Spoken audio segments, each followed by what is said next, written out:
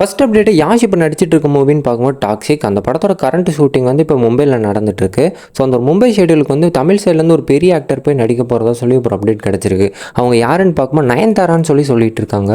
So ஒரு சிலர் என்ன சொல்கிறாங்கன்னா, ஆல்ரெடி நயன்தாரா போய் ஷூட்டிங்கில் ஜாயின் பண்ணிட்டாங்கன்னு சொல்கிறாங்க. இன்னும் ஒரு சிலர் வந்து இல்லை நயன்தாரா இனிமேல் தான் வந்து ஜாயின் பண்ண போகிறாங்கன்னு சொல்கிறாங்க. ஸோ இன்னொரு 1 or 2 டேஸில் வந்து கன்ஃபார்மாக தெரிஞ்சிடும். நெக்ஸ்ட் அப்டேட்டாக 2024 அருள்நிதிக்கு ஒரு சூப்பரான மூவி அமைஞ்சிருந்துச்சு, டிமாண்டி காலனி 2. ஸோ அந்த ஒரு படத்தோட பெரிய சக்ஸஸை தொடர்ந்து இப்போ டேரக்டர் வந்து டிமாண்டி காலனி 3 அப்டேட் வந்து கொடுத்துருக்காரு. ப்ரீ ப்ரொடக்ஷன் ஒர்க் வந்து ஸ்டார்ட் ஆகிட்டு சொல்லி ஒரு போஸ்டர் ரிலீஸ் பண்ணி கன்ஃபார்ம் பண்ணியிருக்காரு. நெக்ஸ்ட் அப்டேட் ஆக்டர் சூர்யாவுக்கு வரப்போகிற மூவின்னு பார்க்கும்போது ரெட்ரோஸ். அந்த ஒரு படத்தோட டப்பிங் ஒர்க் வந்து இப்போ சூர்யா வந்து கம்ப்ளீட் பண்ணி முடிச்சிட்டாருன்னு சொல்லி அப்டேட் கிடச்சிருக்கு. நெக்ஸ்ட் அப்டேட்டை நம்ம தலைவரோட கூலி படத்தோட அப்டேட் ஒரு வழி வரப்போகுதுன்னு சொல்லி இன்னைக்கு ஒரு போஸ்டர் ரிலீஸ் பண்ணி அஃபிஷியலாக வந்து கன்ஃபார்ம் பண்ணியிருக்காங்க. ஸோ நாளைக்கு வெயிட் பண்ணி பார்க்கலாம் என்ன ஒரு அப்டேட் வருதுன்னு சொல்லிட்டு. நெக்ஸ்ட் அப்டேட் ஆக்டர் நாளைக்கு வரப்போகிற மூவின்னு பார்க்கும்போது hit 3. So already hit 1 and hit 2 இந்த 2 மூவிலுமே வந்து கடைசியில் ஒரு கேமியோ வச்சு நெக்ஸ்ட் பார்ட்டுக்கு வந்து ஒரு லீடு கொடுத்து முடிச்சிட்டு இருந்திருக்காங்க.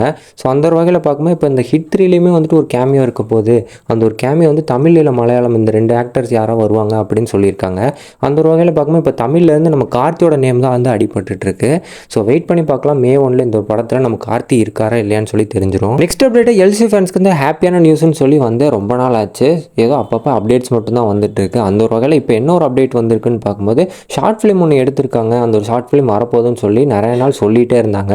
ஏன் நம்ம லோகேஷ் கனகராஜ் கூட ஒரு போஸ்டர் ரிலீஸ் பண்ணி கன்ஃபார்ம் பண்ணியிருந்தாரு. ஆனால் அதுக்கப்புறம் அஃபிஷியலாக எந்த ஒரு அப்டேட்டுமே அந்த ஷார்ட் ஃபிலிம் பற்றி வரல. அன்அஃபிஷியலாக வேணால் லோகேஷ் கனகராஜ் பர்த்டே அன்னைக்கு அந்த ஒரு ஷார்ட் ஃபிலிம் வரும்னு சொல்லி அப்டேட் சொன்னாங்க. பட் ஆனால் அன்றைக்குமே வரல. இப்போ இந்த ஒரு ஷார்ட் ஃபிலிமை பற்றி என்ன ஒரு அப்டேட் வந்திருக்குன்னு பார்க்கும்போது இன்னும் ஷூட்டிங் ஃபுல்லாக முடியல, இன்னும் பெண்டிங் ஒர்க் நிறையவே இருக்குன்னு சொல்கிறாங்க. அதை தாண்டி இந்த ஒரு ஷூட்டிங்கில் வந்துட்டு இன்னும் ஒரு பெரிய ஆக்டர் வேறு வந்து நடிக்க வேண்டியது இருக்குது. அவங்களுக்கு இன்னும் கால் ஷீட் வேறு கிடைக்கல.